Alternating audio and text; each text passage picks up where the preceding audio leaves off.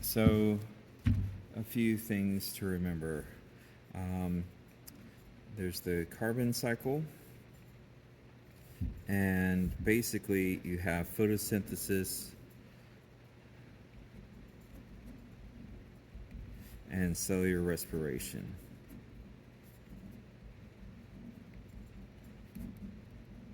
And these are the opposites of each other. That's why they make a cycle.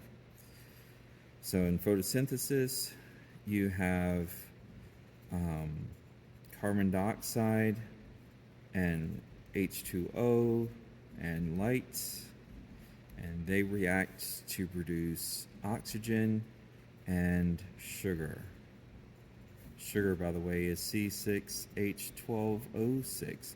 That is not the only type of sugar, and that is not the only carbohydrate, but that is glucose, biologically probably the most important sugar. All right, cellular respiration takes in sugar and oxygen and produces carbon dioxide and H2O and ATP. Now, ATP is another energy molecule. Okay, the mitochondria is like a refinery. It turns the sugar into a usable form of energy called ATP. When we're talking about energy molecules and biological molecules, there are proteins, there are carbohydrates, there's fatty acids, and nucleic acids. Nucleic acids, of course, going to be your DNA and your RNA. All right, these have to do with, the DNA is the instructions for the cells, and RNA is a kind of like a code that the nucleus of the cell can use to talk to other parts of the cell. Fatty acids, these are your fats and oils. Okay, carbohydrates, these are most commonly sugars. They can also be starches. Okay, so when you're eating, say, celery, and you bite into it and you hear that crunch is you breaking the carbohydrate called cellulose. Proteins are used for structures. They can be messengers. They, in some cases, can be hormones, all sorts of things. One important example of protein is an enzyme, which is a biological catalyst. And a catalyst just speeds up a chemical reaction. Proteins are made of amino acids. Carbohydrates are built of usually some kind of sugar molecule. It is not necessarily glucose that our cells use. There's lots of different kinds of carbohydrates and starches. Fatty acids make up larger molecules, and nucleic acids are made of nucleotides. All right, so one of the stories about evolution, it's not a story, it's documented, it happened. But remember, evolution is just change over time. That's all evolution is change over time. Lots of things evolve. All right, now, in this scenario, you had ash trees in Europe and Britain, and ash has a light-colored bark. And you had two kinds of moths, light-colored moths and dark-colored moths. Now, if you're a bird and you're looking for a moth to eat, okay, then you're going to see the dark-colored moths. And so over time, even if the population started off as 50% light-colored moth and 50% dark-colored moth, then over time, because the dark-colored moths are getting eaten more often, then the population is going to shift. That's evolution. All right. Now, along comes the Industrial Revolution. The Industrial Revolution, if you don't remember, is a time of, well, industrial advancement. There was a lot of soot and ash put into the atmosphere from all the factories and coal burning. Well, some of that ash and soot settled onto those ash trees, and now instead of having light-colored bark, they had dark-colored bark. So now the role reverses a little bit. The bird now sees the light-colored moths more easily. And so the population that was mostly white moths now shifts to being mostly dark-colored moths. And this is both cases. In both cases, we're talking about natural selection. A natural selection for the food that is easiest to see. And this natural selection leads to a change in the population over time, and that change over time is called evolution. All right. Another thing, this is a little bit environmental and a little bit history of life on Earth, but coal forms in ancient swamps. And so these ancient swamps, you have plant matter dying all the time, falling into the bog and the marsh, and they build up over time, and they don't really decay very easily because there's not a lot of oxygen in the swamp. Okay, so those ancient plants, they become peat, and then over time the peat becomes coal. And there's different kinds of coal. There's different names for it along the way. It goes from peat to lignite to sublignite to anthracite. I'm not worried about you knowing all that. You should know that ancient swamps lead to coal. We're talking about, when I say ancient, I mean millions of years ago. You should also know that burning coal leads to acid rain because of the sulfur compounds in the smoke released by burning the coal. It also adds a lot of carbon dioxide to the atmosphere. And the coal ash, the ash left over from burning it, can also contain mercury and all sorts of things.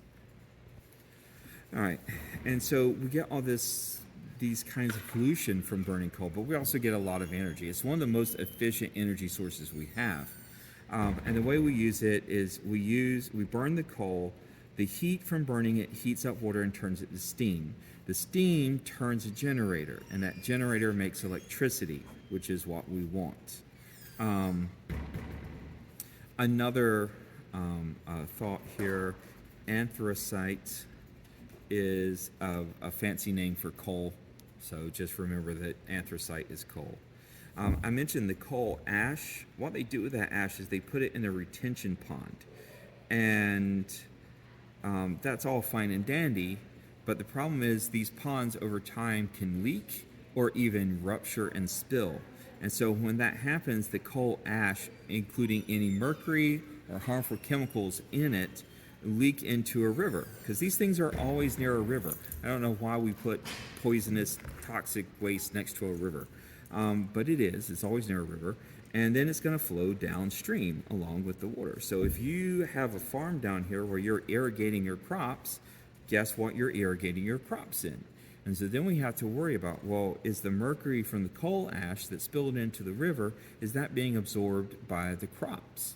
You know, what if you live on the river and you pump water out of the river into your house? What are you drinking?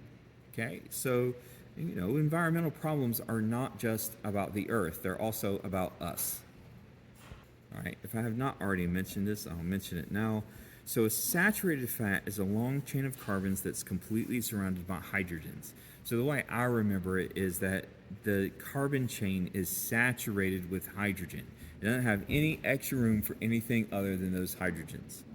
An unsaturated fat is pretty much the same, except there will be something else bonded to it, which means if that went away, there would be more room for hydrogen. So it's unsaturated for hydrogen.